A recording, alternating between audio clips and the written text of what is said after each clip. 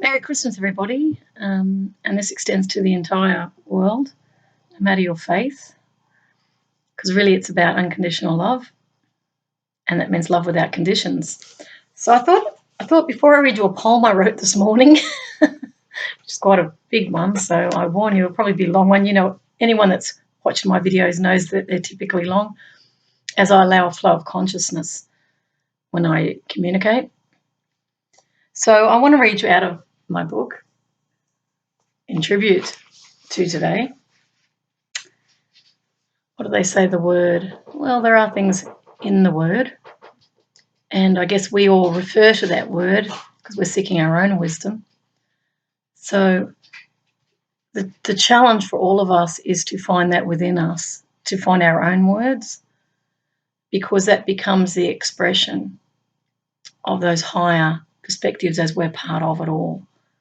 So we're not separate from the things that we hold in high esteem or that we think reflect the word, so to speak.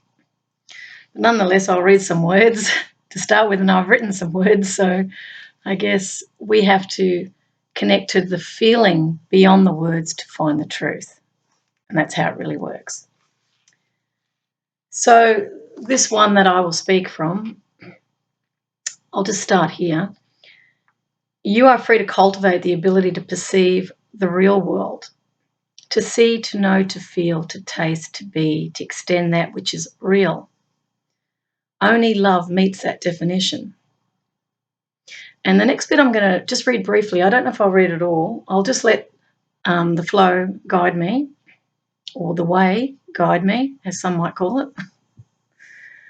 This is called an exercise to develop your awareness, because really we make decisions out of what we are aware of. If you're not aware of something, you go, oh, well, I didn't know that. Oh, now that I know that, I will do this differently. So the cultivation of awareness is to expand what we see.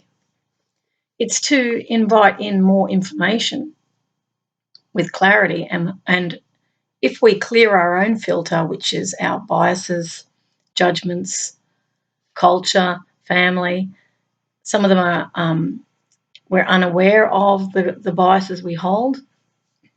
So the challenge through life when you're making decisions to live a life out of peace is that you have to start to become more appraising of yourself.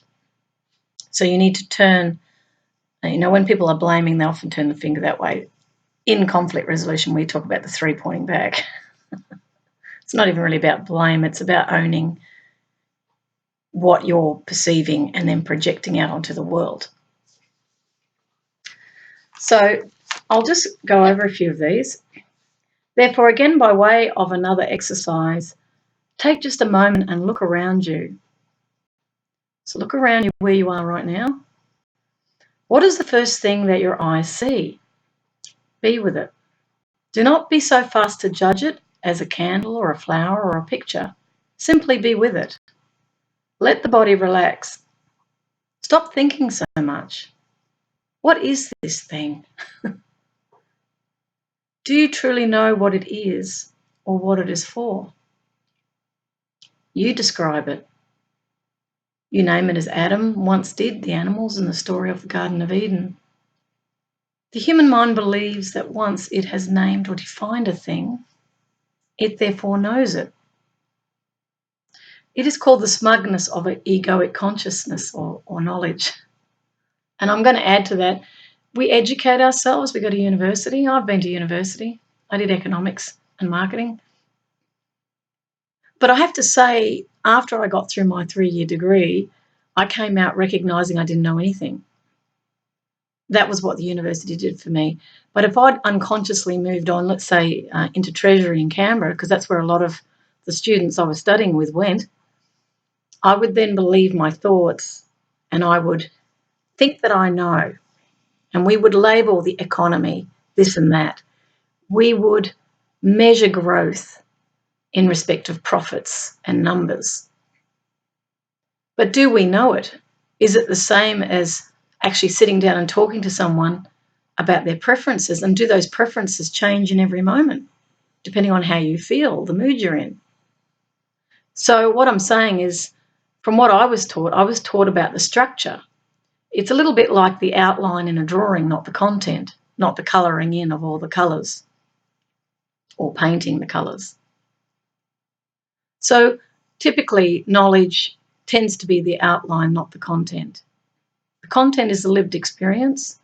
The knowledge is the construct. And this is where awareness takes you. And then you start to question. And that's why I've often said in my videos, to know you don't know is the beginning of wisdom, because you open your mind to the possibility you don't know it. Now, when you do that, you then invite in, what is it? And that's precisely what's being said here, is to look at this thing. So if I look behind me, say I look at the picture, what is it? Is it a picture? What's it for? Why is it in my reality? I've called it a picture. Does that mean I know it? Or is that just a descriptor? Do you truly know what that thing is? Do you recognise what has come out about to even bring it into existence? So how was that made? Who made it? Who painted it? What were they feeling at the time when that happened? What was the tools that they used? What were the colours? Why did they choose them? What about the frame? Who made that? Look at the wall. Who made the house that it sits upon? How many minds have had to have been involved in bringing forth that creation? What are the materials it is made of? Where did the materials come from? What plant, what rock, what metal has been discovered and extracted from the body of the earth to become that shape? How on earth did that happen? What did the very molecules and atoms come from? What is that thing that I'm looking at? You could even say the same about me. Who am I? How do you know? You could have all the intelligence in the world about me. You could have all my writings. You could gather up all my blogs. But do you know me? Have you ever sat with me and talked with me? And again, even in the moment that you did that, you would only know me in that moment. The next moment I could be completely different. So what do we really know? Can you find a place in which you merely rest in awe and recognise your complete ignorance? See, that's intelligence, is to realise your complete ignorance. Interesting, isn't it? Did you not make that thing? You cannot find the moment in which that thing first began to arise as a thought in someone's mind. You're completely unaware of the moment of the birthing of the substance from which that object has been created. Look at it then with awe and recognise that it has come forth from the same place as you. Mystery, utter, sheer mystery. Do you not then feel an affinity with it? Are you not then in relationship with it? Can you not then begin to sense the sacredness in which that relationship abides? For mystery is sacred and it transcends even the greatest of minds. The greatest of philosophers cannot comprehend the field of mystery in which all relationships arise. It's really interesting. As I'm sitting here, I can hear the dog scratching and I'm thinking, isn't it funny how it chose this moment to make noise? And then I went into accepting, what is the dog? Why is it there? Can I be at peace with the way the environment is at the time? That's why often I do my videos, I have a coffee with me. I'm not trying to make the perfect video. You know, yes, I put makeup on, but I like that. I'm getting older. I'm covering up a bit. But that's okay. I was conditioned into that as a woman, you see. Now, looking upon that object, whatever it is, recognise that you have called it into relationship with yourself. Ponder for a moment and ask yourself, out of what vibration of consciousness did I first call this object to me? You might remember purchasing it in a store. See if you can discover the very first moment in your memory, in your consciousness, in which that object came into the field of your awareness. You could actually do this with Christmas presents that you've just bought. What was going on? What were you thinking, or were you thinking at all? Did you just grab anything? Oh, just give them a present so they'll be happy on Christmas Day. We all have to. It's tradition, right? Well, that's not really what the point of giving is it? Giving is supposed to come from the heart. And it shouldn't be about Christmas at all. You should be doing it whenever you feel it. I actually was given Christmas presents to give, believe it or not. I actually might tell you about that. It was very interesting. It was when I did the video on homelessness, what it feels like. And I actually was feeling a bit sad that day. And just in that moment, I was tired too. I'd had enough. Sick of moving all my stuff. Because I've moved for 2 years, I mean, at the moment I'm fine because I'm all settled at the moment. And then I move again. So I did the video and that kind of, I was just, I feel the sadness sitting there. Anyway, I went to an op shop and someone had dumped all their things out the front and they hadn't been priced. Now, I didn't see any sign there saying that you're not to grab these items, but I did. I grabbed a whole heap of them because they were really great, really wonderful. And I wanted to see if I could get them cheap because I had a little bit of money. Someone had given me some coins. No, I wasn't on the street asking for it. I was actually given a bag of coins. Maybe that's a sign of change. I don't know. Anyway, it was very generous. A friend, it was a new friend who did this. I never asked for money off anybody ever. If I do need to, it's a loan because I don't like taking from people. But if they give to me out of the heart, I'll accept it because I know that that's the gift they give to themselves, is the experience of actually giving to someone who they perceive in need. So anyway, going to the op shop, I grabbed all these things and I put them on the counter and they priced them in front of me, and it was too expensive. I couldn't justify it because I need to buy food and I need to buy petrol, and I can't spend beyond. I'm not at liberty to just go, okay, let's spend it all. Although, I could question that and say, well, maybe if you just spend it all, something else will come, right, from the mystery. But let's just say I still have a very practical mind and I tend to live within my limits. And there's also practical reality in that. If you've only got enough petrol to go a certain distance, you obviously, in that moment that you make the decision, that's what you have. You use what you have in order to get where you need to go. But I balance it. I don't just go driving off willy-nilly. I make sure that every trip counts because I have petrol to consider. And the prices are up and down because of OPEC and this people making a lot of money out of oil. Because you think about it, I'm just making a quick allude because from a homelessness perspective, these price rises are huge. Anyone that's in poverty will be really struggling when petrol's hitting $1.70. And this is exploitation because people are now on holidays. It's not about demand and supply, as you'll see when I read my poem. That's not giving, that's taking. That's about power, not love. So getting to the point that I felt inspired to tell you about was in the op shop. They're pricing these goods and I can't afford them. And I just said, look, don't worry about it. I can't afford it. I really wanted them because they were really good quality. And they took two friends who have been really kind to me, and I wanted to give them something because I don't want to be always in the situation of being the recipient. I give in lots of ways typically, like these videos are giving for sure. I'm not being paid to do this. I'm sharing unconditionally, and it may not be valued because there's not a price on it. But if I was giving a lecture in front of a business audience being paid for it, then it gets valued, which I think is a misnomer. But anyway, that's, again, another aside into economics. So I walked away and I had a chat with another woman out the front because we were admiring these things and we kind of befriended each other briefly.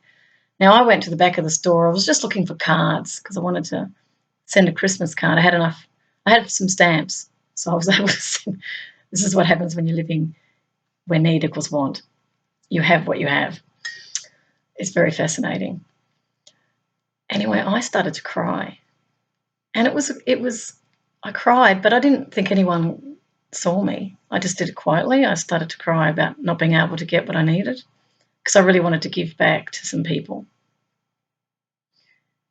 And I just felt, I just can't justify it. Anyway, this woman who I'd spoken to, she saw me, and pardon me, one of the other women who was volunteer at this co-op, at this at the op shop, she saw me, and I said, I'm okay, don't worry, it's all right, it's good. But they saw me cry, and I said to the woman, don't worry about me, I'm okay, really, I'm all right. It's just a situation that I'm in. It'll pass. But what the women did is they went and gave me all those things. And then they said, there's food in the fridge, and I didn't need food, that food I'm using right now. So I went and got fresh fruit and veg. I didn't get much, but I don't like to take too much. See, that's me. I tend to take what I need. I don't like to over use anything because there's others that will need it. So I got cauliflower and bananas and, I got lettuce and I got tomatoes, things like that. And there's a gift in that, It's like, my God, that's just, I walked out there smiling. It was like the universe, the mystery, gave me what I needed. And I really want you to know this. I'm going to do 2 videos. I'll do the poem in the second video because they're often very long because I have a lot to say. And when you live in a homeless capacity, particularly without income like I am, and when I say that, I'm not on any fixed income. There's no jobs that I'm doing. Occasional things happen and there may be an exchange or someone actually gives to me. I've actually had people give to me, to my surprise, because I've simply talked about my story, but not to garner sympathy. I'm just speaking the truth. I'm not ashamed of it. It is what it is. And a woman, she gave me $100. She offered to help me with some trauma. She had her own talents, this lady, and she knew I'd been through trauma. So she's offered to help me with that, which is beautiful. I gave her my poetry book on homelessness. I sent it to her digitally. And another woman then slipped me $40.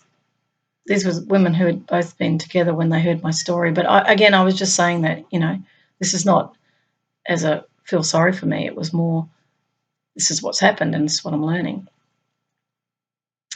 And then where I'm staying, some people need some help with watering gardens and they're offering to pay, and that becomes food for me. And it becomes petrol. So I'm living in a space, what the Christians would call living on faith, or what Muslims might say, they would say the same, I would think. I like to incorporate many religions. I don't like to just say the one because I know that love permeates all people and it's religious and non-religious. Religious is going to a book and saying that this is the words of that other and we follow that, and I respect that. If it makes you a better person, it makes you more loving, I'm all for it. So I'm pro-love in all its forms. And even those who aren't loving, I'm not even anti them. It's more, you must be suffering a great deal to be doing what you're doing. I really don't have that feeling of hate. I really don't. I'm very lucky. I don't know why it is. I just let it go. I might persevere with truth. I tend to be that. I'm very persevering when it comes to truth. I'm not, and it's not even that I don't let it go. It's just that it's like an inquiry. I go through an inquiry. I have to know the truth of the matter, and that tends to move me. I can go like that for years because I want to know. See, to me, that's the wealth, is the knowing, is the learning. And I don't learn it in order to make the other wrong. I learn it to say, okay, that's the lay of the land. That's why this fits with that. See, some people might do that with an engine. They might want to learn how the engine works, pull it apart, put it all back together. I'm like that with the world, with world peace. How does that work? Why does that not work? And what's the power in this? Is there any empathy in that? How do the people come together? How do they pull themselves apart? Why do they destroy each other? Why do they love each other? Why do we speak negatively of others? Why do we gossip? Why do we sit and judge? Why do we divide? How do we know we're right? So I come a lot from questions, and those questions are portals that open up to higher awareness, because once you start to question what you've never questioned, that's when the real wisdom starts to come to you. And wisdom really is knowledge applied, which you'll see is in my poem that I wrote this morning. And all that is experience, is bringing experience to bear on knowledge. So you're not just blindly following words. And the word can be in the legal profession, the word can be in engineering, it can be in politics, it can be in the global elite, can be the word. This is the way we do things around here. These are the words that speak to that. This is our language, this is our culture, this is our belief system. And this construct that we've constructed with words justifies how we choose to live. And we feel better about how we choose to live on the basis of those justifications that we've constructed. We've all made it up. Same applies with poverty. We can have a whole heap of constructs around why I'm disadvantaged, the unfairness, the injustice, the criminalisation. It's not to say these things don't happen, they do. But one can wear it like a badge. One can use it in order to manipulate change because you feel powerless. Often powerless people, and I'm not necessarily now talking just only of those who are feeling this low self-esteem, because I'm in this position of the poorest of the poor, I am. And I could easily throw out some cards on the inequities and get some sort of sympathy. And I've seen manipulation occurring in other quarters where people are positioning themselves deliberately as victims so they can then justify changes. Whenever I see that, I see it's got nothing to do with victimization. There's a little doggy behind me. And the same applies, in the loveless marriage. The same applies in bullying situations. These are all dynamics playing out of power and powerlessness. And you'll find that power and powerlessness are the same thing. Those who seek for power are powerless people because you'd have to be powerless in order to want it, to even recognise that you don't have it. And you need to have it in order to feel better, because that's why we do it. Same applies with greed. We're actually trying to fill gaps that can never be filled by continuously buying more things or trying to be accepted by people so that you belong, or trying to show to the world that, look, you've achieved something. All this hard work's not for nothing, because you'd never have chosen that job had you really been given, in your mind, the choice, which you always have in actual fact. I'm sitting with that for a moment, because out of our life journey, we're having experiences and there is no mistakes in that pathway.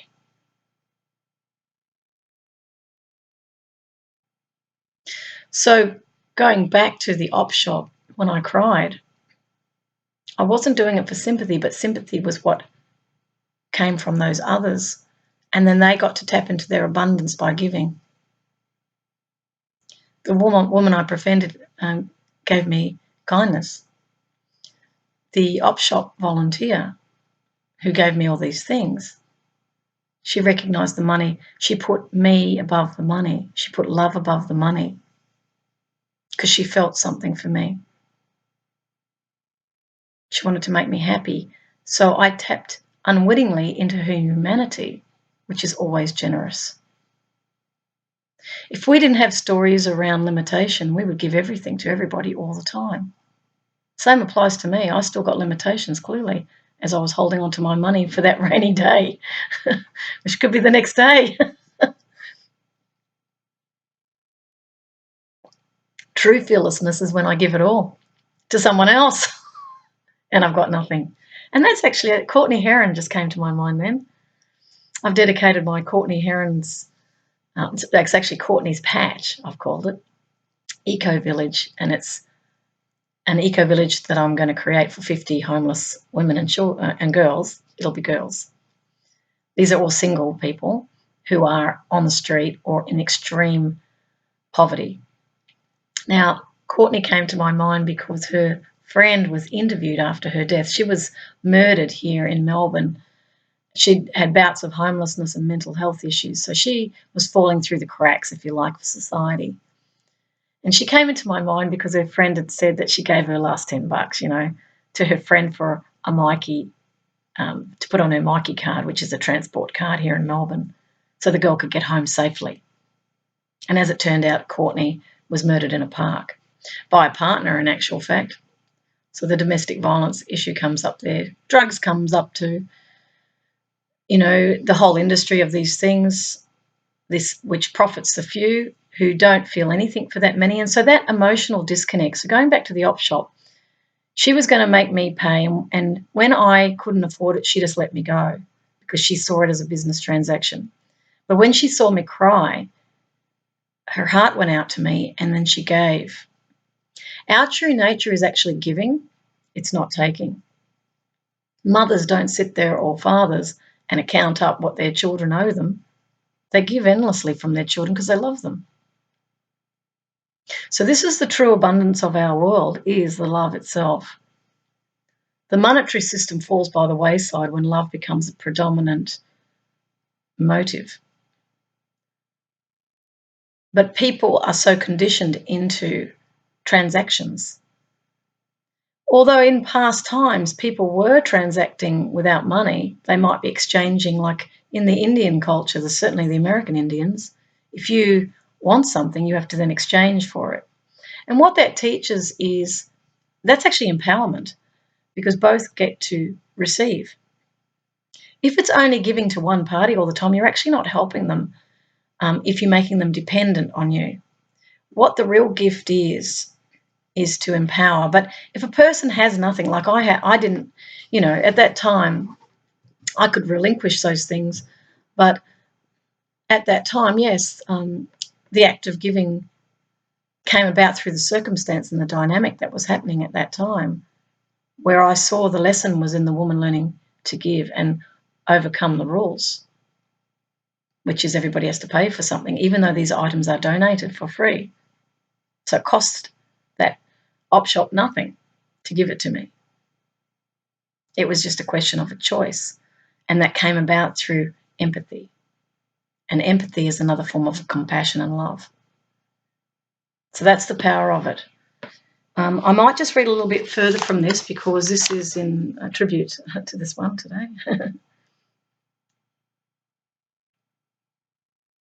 So everything's in relationship to us. And what is being said here is that we call to us those objects. So how do I know I needed the objects in that op shop? I've got them. Byron Katie states that too. How do you know you know something? You need something, you got it. How do you know you don't need it? You don't have it. And people go, hang on, that's not true. You don't have any money, you can't buy it. Well, no, you have a circumstance coming around you. If I've got $1.60 in my account, that's what I need. And I would like to say something actually about that. That's just come into my mind. And it's to do with the Commonwealth Bank. So I will name you. They took fees from my account, right? And I'm not using the account because I have no money. Well, it's very little. I have transacted a bit on it, but not much. And my account went into arrears, $4. So I wrote to Matt Corbin, the CEO of Commonwealth Bank. I always go to the top. I figure don't mess with the low levels, go to the top. I've written to him before, and he's actually cleared fees off my account last year because I've been homeless for 2 years. And someone else wrote to me in response, and they gave me $50. They reimbursed the fees, but they gave me extra. And I have to say that that's a miracle in itself that a bank actually gave to me without anything. And I have to say I smiled a lot. It was like, well, it put petrol in my car. And I just went, how amazing is that? I really feel abundant, And I sent love to Matt Corbin. Now, he may well have just gone, oh, well, it's homelessness, help the poor thing. It doesn't look good if I don't.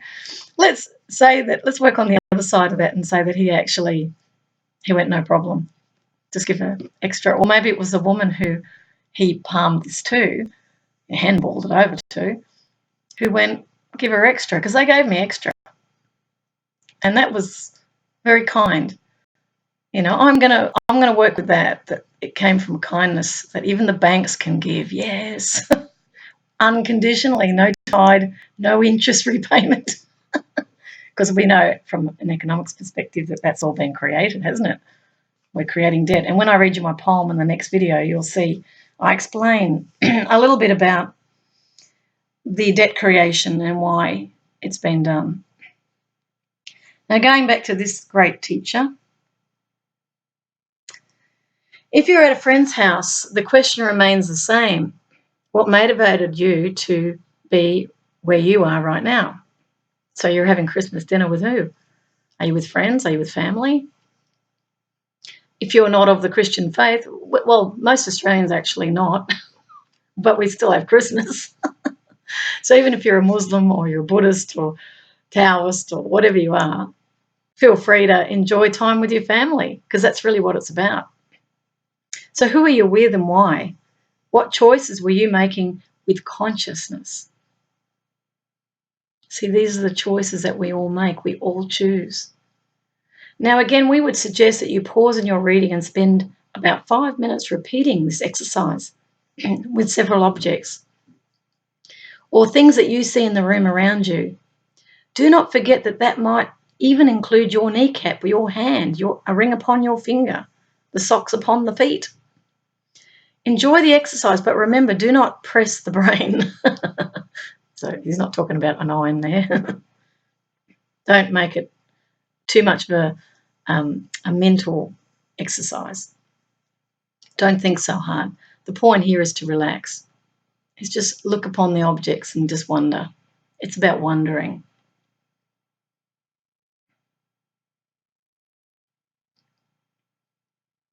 Okay, relax the body is the suggestion. Now, here's the bit that some of you might find interesting. And don't worry if you're from another religion that doesn't use the same language. It's ultimately the same thing. They're just labels. We label things and then we all agree on the labels. And then we all talk about the labels. But ultimately, those labels are masking deeper truths which have no name. Okay? I just want to premise this next bit by that. Sit in the chair as though you were Christ and just look.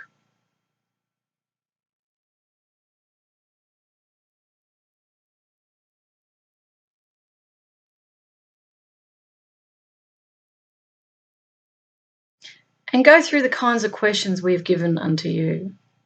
And then we will continue. So you would just sit and pretend, okay, I'm Christ. What would you, Christian vernacular, what would Jesus be doing? What would Jesus be saying? How would Jesus be saying? Just look. Imagine you created it all. How did that go, beloved friends? This exercise is very, very similar to the one that I was also given by my Essene teachers when I was fairly young.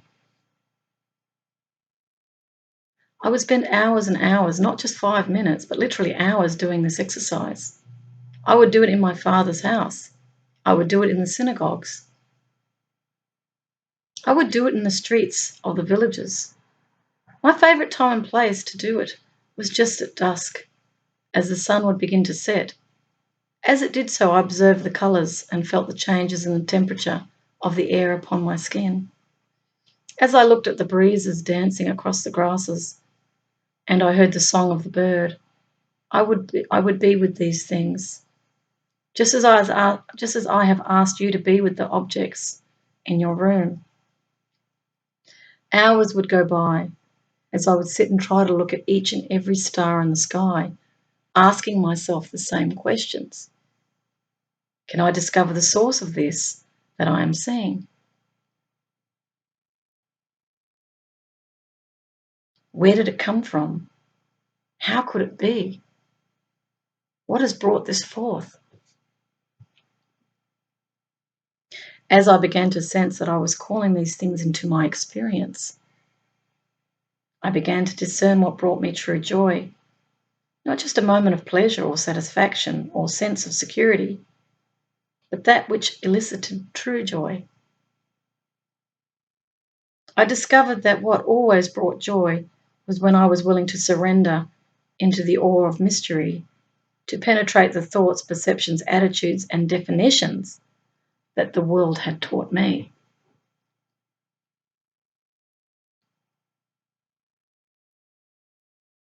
And that's what sitting with things does. As you start to question, what is this? How did it come to being? What are these thoughts that I'm thinking? Who taught me? Let's look deeper into those teachings. To look at a plate and not just see a plate, but to see mystery unfolding before me. To sit and look at a star, to sit and look at a sacred text, to sit and look at one diseased who sits at the side of the road covered with dust, and to see no difference. All part of creation, all equal. See, people would say, how can that be? This thing's worth more than that. Is it? What's the value you place on it? What about a conversation that's loving and kind and uplifting? Is that more valuable than a Rolls Royce? Is it more important to be seen to be, or is it more important to be who you are? Which brings more happiness? Which is the joy? Is it pleasure seeking, or is it true joy? Because that's what's being put forth here. To see them all pervaded by the same mystery and presence of my Father's love. Or you could translate it into the modern terminology, God's love, Father's love, Mother's love, God, Mother, Mother, Father. Typically, when truth is really spoken, particularly in light of this, we are not seeing gender at all. It is seeing through those words to an energy or consciousness that's created everything. As I said, it's got no form, yet it informs. It's like sacred geometry. This is a consciousness formulating symmetrical geometries. You look at the incredible balance in nature and how it's been formed. I mean, this is not an engineering feat. This is coming from intended thought, or consciousness is a better way of speaking. What's consciousness? Awareness. What's thought? Knowledge. Is awareness and knowledge the same thing? Awareness is realization. Knowledge is retained. It's put into word form. It constructs explanations. It's like a scaffolding. Awareness is the content. That's why we question, because we're going for the content. We're not going for the construct. Because you pull a few aspects of that construct apart, it falls down. Awareness sees through into the origin of the very manifested thing. Balance and harmony are very central to this. If you want stability, if you want harmony in the world, if you want peace in the world, you have to come into balance with the world. You have to become extremely aware of when you biased towards one thing and not another, when you accept one thing and not another, when you judge one thing compared to another, when this is better than that, they are poorer than them, they are criminals, they're not. Whenever you do that, you create imbalance because you're not balanced, because you haven't sat with that other. Go and sit on the street with a homeless person. Suddenly the construct of homelessness evaporates into the realization that they are me, as you find where you join as you open a discussion about who they are, what they need. Then you see yourself in them, and when you do, like the woman in the op shop, you naturally give. It is the judgments, the erroneous beliefs that divide us and leave people on the street, or have them couch surfing, or in my case, moving from house to house because I'm not able to access income because I'm seeing a system that's out of balance with its society. I see toxic cultures and I'm not participating in them because I'm trained in anti-bullying, and I'm not going to participate in anything or give any sort of endorsement of anything that I think causes harm. And that rather than being penalised for that, it should be respected. That's what peace looks like. You cannot get involved in anything that you think is going to cause harm or give any sort of salient consent by participation. If you're honest, honesty is not something that should be penalised, it should be celebrated. Someone's brave enough to say it like it is from their perspective. You don't have to change. You're not being asked to change. You're just having placed in your reality another way of seeing who put that there. Going back to these teachings, who put that there? If something's turning up in your life, if you're watching this video, you've placed it there. Think deeply about why you're watching this video. Doesn't matter if it's part of your work. The fact that you are watching this video is beyond your work because you're living your life. Work is what you do. It's not who you are. Do you understand?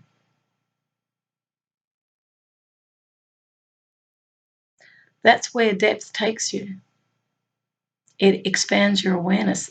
It's actually fully abundant in actual fact. So I might go a little bit further and then I'll stop. And of course you can stop at any time. You're free. I began to sense that love pervaded me, that the very body mind that I thought had been me, Jeshua ben Joseph, was arising out of mystery that I did not create myself. I finally came to realize that even I was a mystery with which I was in relationship. So the same would apply if I look at me. Who am I? I'm from the mystery, in relationship with myself. I'm in relationship with this book. I'm in relationship with where I'm sitting, the animals that are around me. I'm in relationship. There's nothing I'm not connected to in my reality. Everything connects. Who put it there? Did I make the house? Or manifested the house? Well, this house set came up as the only one that came up. And this person just had no problem. I actually felt this was meant to be. I mean, it all is meant to be in truth, but I really felt an underlying knowingness that I was meant to be here. That this was kind of like another, I talk about the fool, awakening the fool, because I've been a clown in my life and my archetype was the jester. And anyone who's seen the story of the fool steps off the cliff of uncertainty and suddenly a stone appears or a platform appears and they land on that. They stick their foot out again. I just had the image of, who was it, Harry Potter or I've also Indiana Jones, both. In Indiana Jones, there's a scene where he has to step out in faith. He has to solve this riddle, otherwise he dies in the tomb or whatever it is. He's going for the Holy Grail. That's right. He's going for the Holy Grail and he's the knight. And he has to solve the riddle in order to be granted access to the Holy Grail. This is an appropriate story. So he has to step into thin air. It looks like thin air, but in actual fact, the platform is there, but it's not visible to the eye. So an act of faith is trusting the mystery that you'll be okay. And even if you fell to your death, you're still okay if life goes on beyond the body. See, it all depends on the frame in which you wish to see. Is there anything to fear? Well, I fear the pain. I fear it's scary falling. I can understand all that. I'd be scared. But nonetheless, again, going back to the Fool, so I'm going to flip across between these two. I have to trust that something's going to come, and something always comes. It's not possible for it not to come. And I have a tent in my car. I always say to myself, I'm not without shelter because I have a tent. And the reason I do that is to create in my mind the certainty that I have shelter, and therefore I create it from the mystery, right?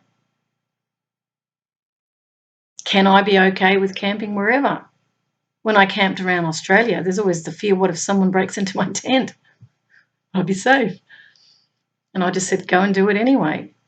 Test out the theory. And I did, and nothing happened. So the fear would have held me back if I didn't take that leap of faith, right? So going back to Indiana Jones, the film, and the Holy Grail, he solves the riddle of life. And then he goes into that cup room where all these golden cups are. They're all very beautiful cups. And you might remember there was a German contingency. And the Nazi German thing was because Hitler actually had an interest in the Ark of the Covenant. So that was true.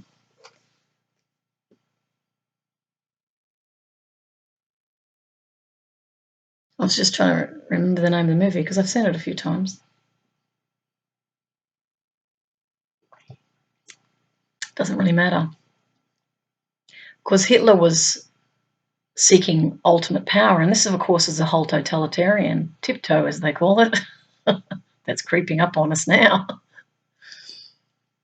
It's, again, the same story of seeking total power. And often the occults come around this because people are trying to get it from, just thinking of the exercises here in Australia, talisman saber. I remember looking up the word talisman some years ago because I felt something sort of over and above warfare in this, the talisman. And I was right. There was this, they were seeking for this power that was way beyond, they're seeking for the power ultimately. So again, jumping back to Indiana Jones, here he is in the cup room where the Holy Grail, the cup is. And there's Germans in that room too who are wanting him to take all the risks because he's the pure at heart, he's the brave heart, who's a noble one who can access the room. And of course they're tainted because they're after greed and corruption. They're after power, but not to be used wisely. And you might recall in that film there was the old knight sitting there, King Arthur's knight, I would suggest, who's lived 1,000 years. Well, not quite 1,000 years, but let's say King Arthur's knights of the Round Table. He was a knight of the Round Table who was charged with ensuring the safety of the Holy Grail. And the Holy Grail is actually not in a cup, but I'll get to that in a minute. So what ends up happening is the woman who's a German, she was actually an archaeologist herself in the film, very attractive woman. She desperately wants the cup, and she has to find a cup, and then what she's really wanting is eternal life. So that was the real bounty they were seeking. So she grabs the most beautiful cup, thinking that Christ would have the most beautiful cup, priceless jewels. So she grabs that because that's coming out of her consciousness of what she thinks power is about. She thinks it's enshrined in the most expensive item, crafted by the finest craftspeople. So she dips that cup into that fountain, that holy water, Now, if she's not of pure intent, she dies. If she's of pure intent, she lives. It's a little bit like pulling Excalibur out of the rock.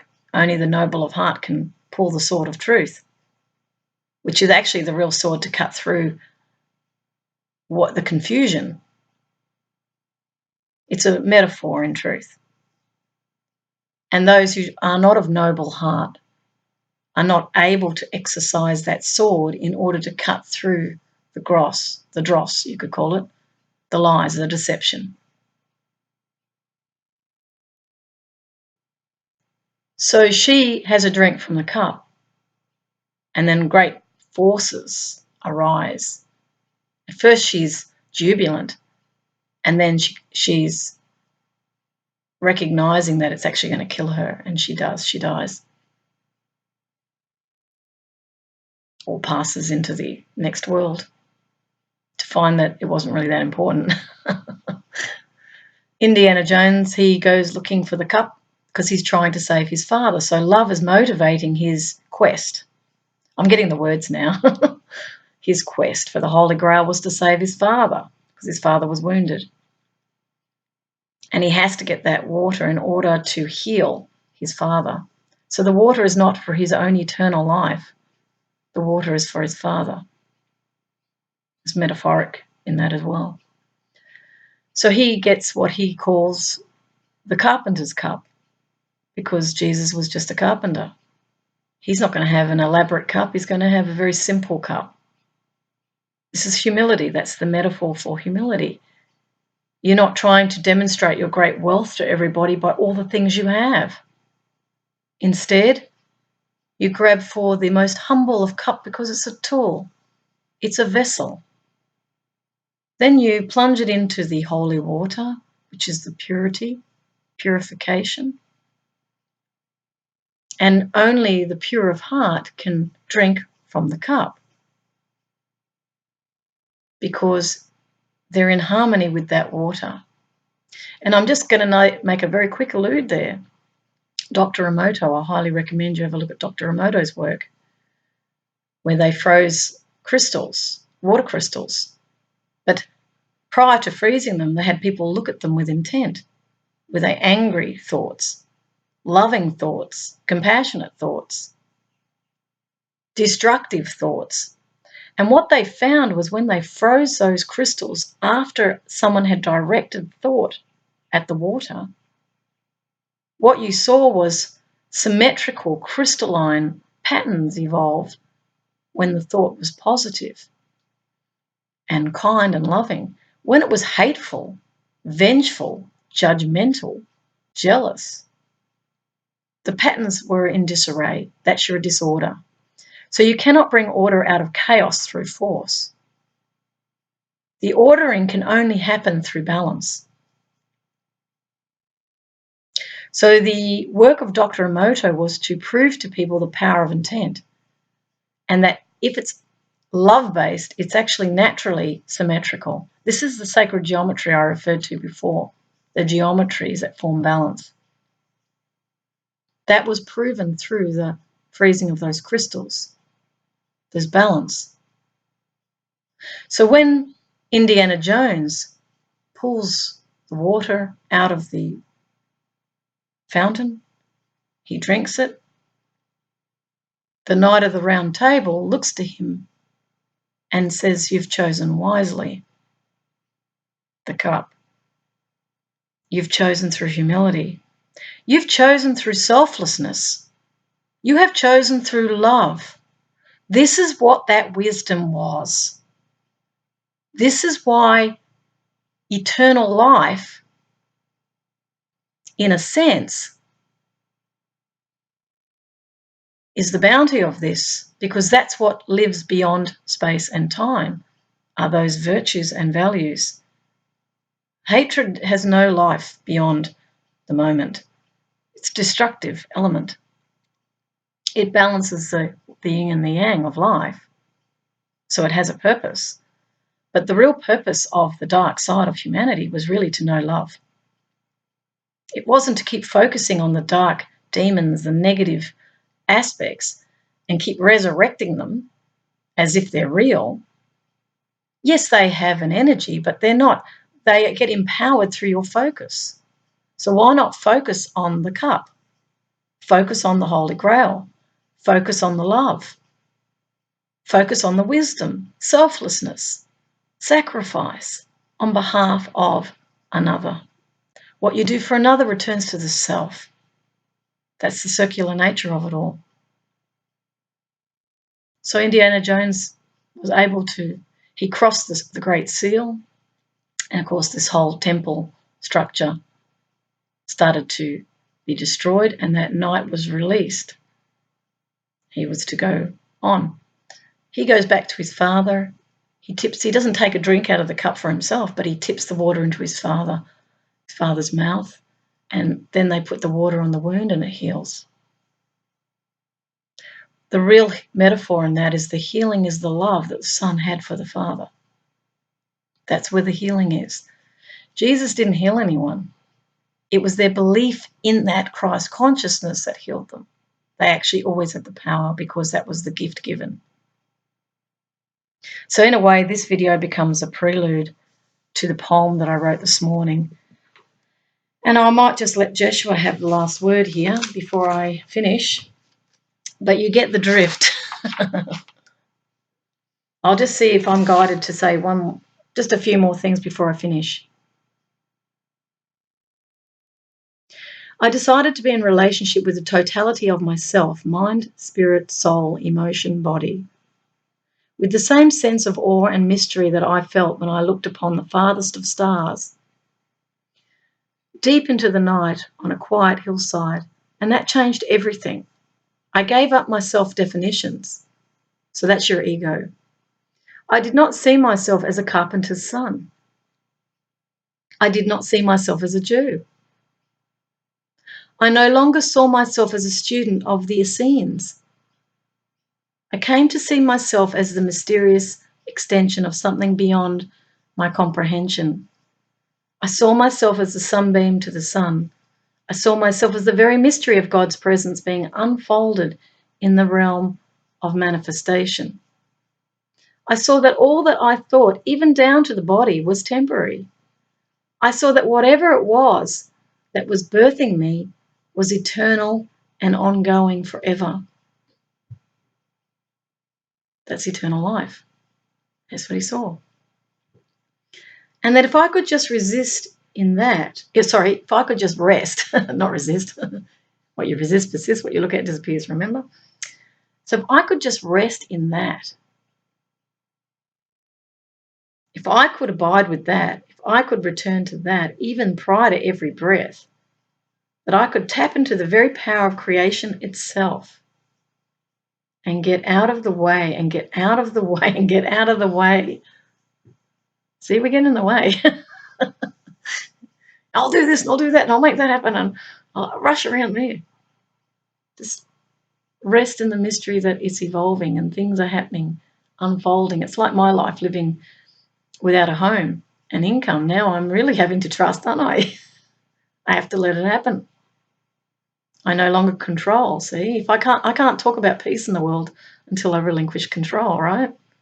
Because we have the seeds of it in all of us. Can't just say they're the evil other that controls everything. No, we all do it too, if you're honest.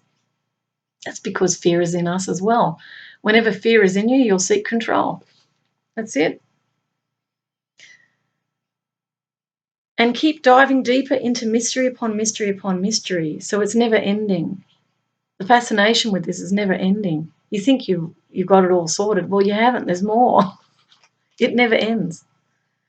I never let my mind rest from that day. I never once decided I was done. I never defended a single perception that I held about anyone or anything. Well, there's your defense industries. You don't have to defend anything. He stopped defending because that was a recognition that he's not the doer of it. He let go of control.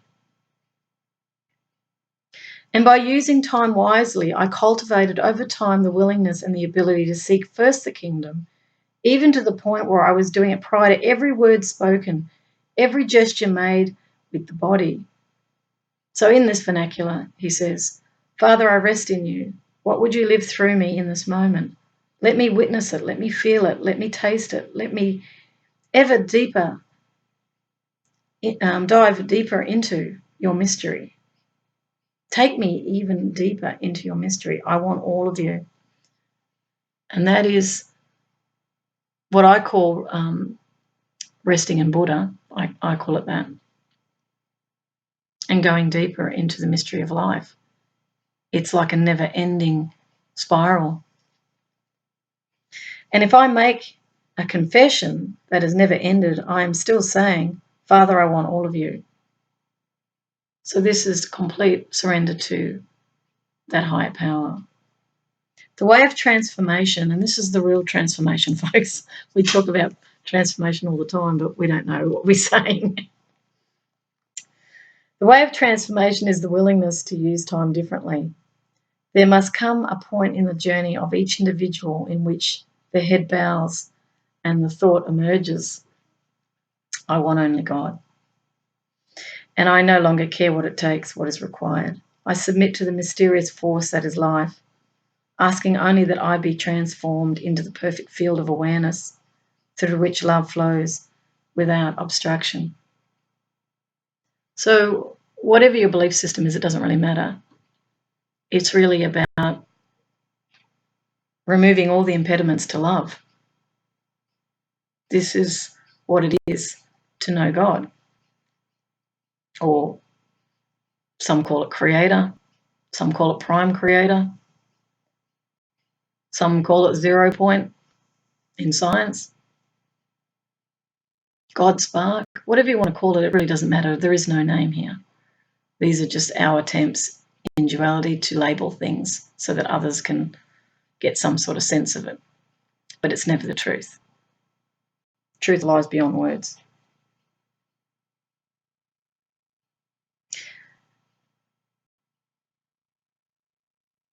What you will discover in the end is that there is only obstruction. The only obstruction is fear. And some expression of it each time you begin to set aside fear and choose to bless the world from the perfect holiness of your union with God. Each time you dare to be so arrogant in the eyes of the world as to be the presence of Christ. How arrogant are you? See, people could say that. You know, when you're wanting, your goal might be to know God, to be one with God. That's certainly mine. People could look at that and say, how arrogant is that? You're not God. Who do you think you are?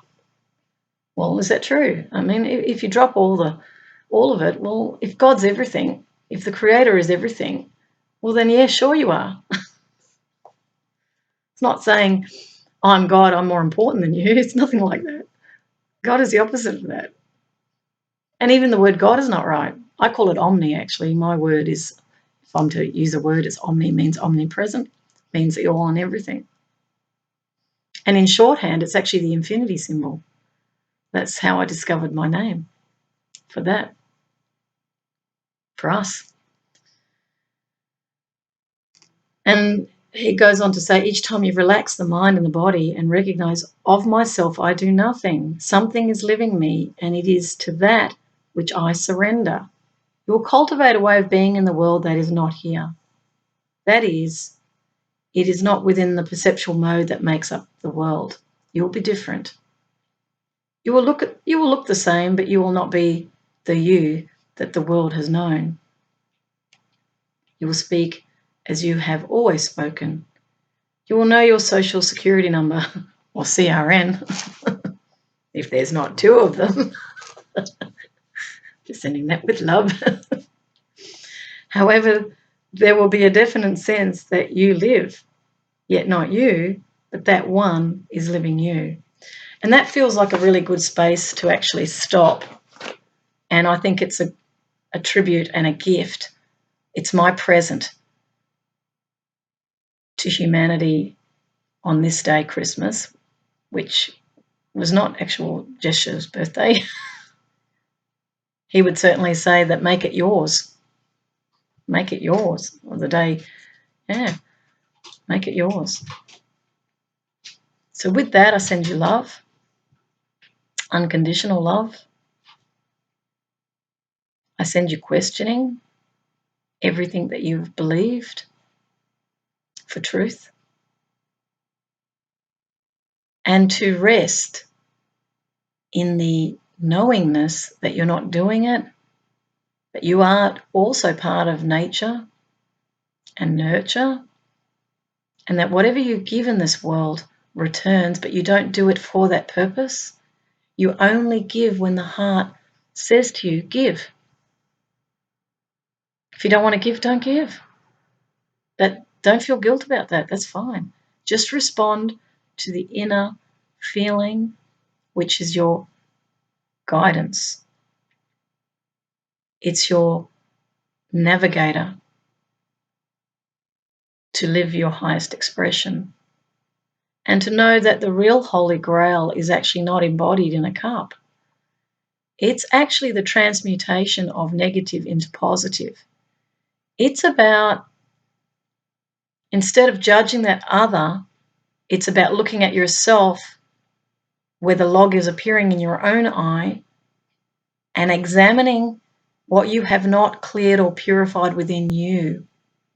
It's becoming clear that your mind is like a projector, where you're projecting your bias, your judgment, your prejudice onto the innocence of another and making it wrong.